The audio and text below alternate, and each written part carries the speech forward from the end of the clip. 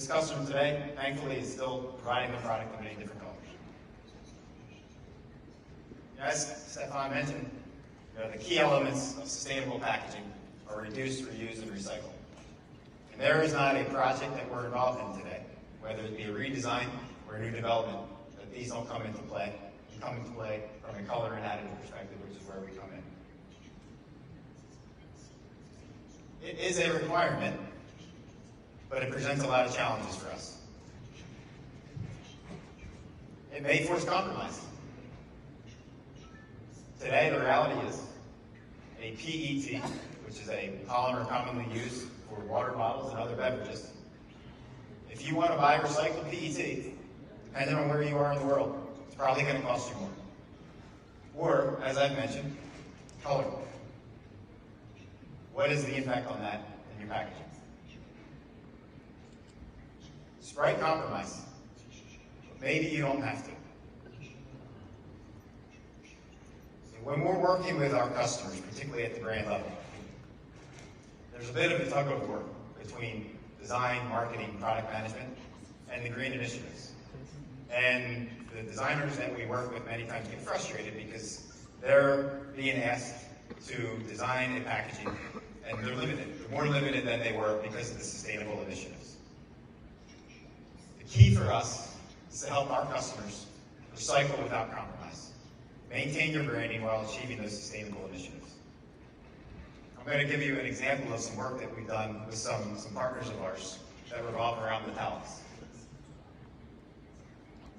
Metallics have been around for thousands of years. I was fortunate to go to Egypt in 2008.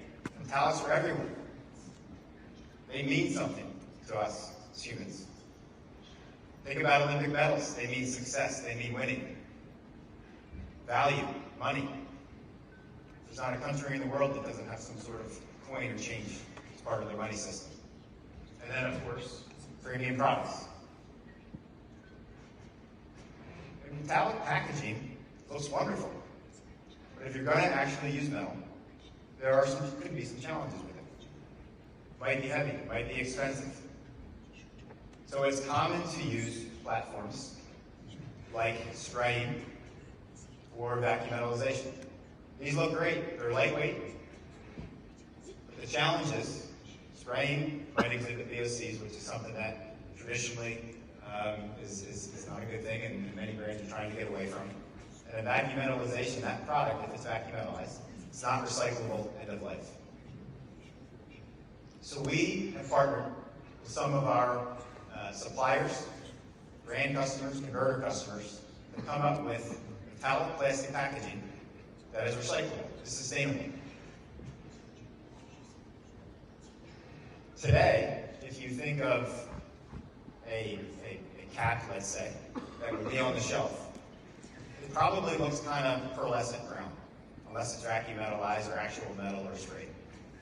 It doesn't really look like metal, and that's because of the pigments that are being used are most likely pearls and traditional pigments that can only achieve more of, again, that pearlescent brown.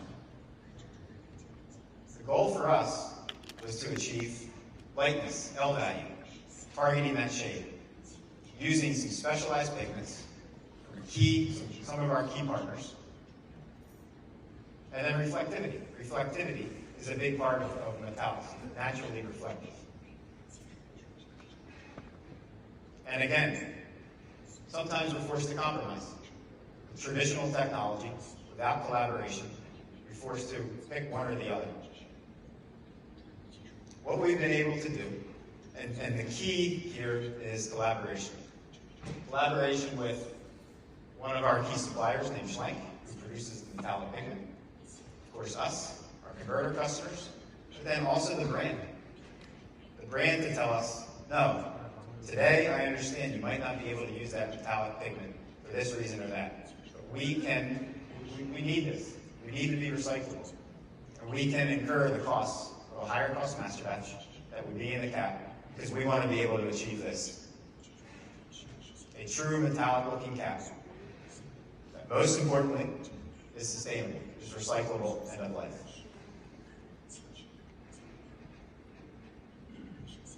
Pencolor, we are a material solutions provider. predominantly master batch and liquid dispersions, but also compound. And we participate in many different end markets. We custom design color, custom produce color for consumer goods and packaging, building and construction, and transportation and infrastructure. We're new to the region. I personally moved to Singapore 2 years ago, where we have built a technology center and just recently opened our manufacturing plant in Thailand. So we would welcome opportunities, conversations around color design, color development, and of course, being able to support you from a supply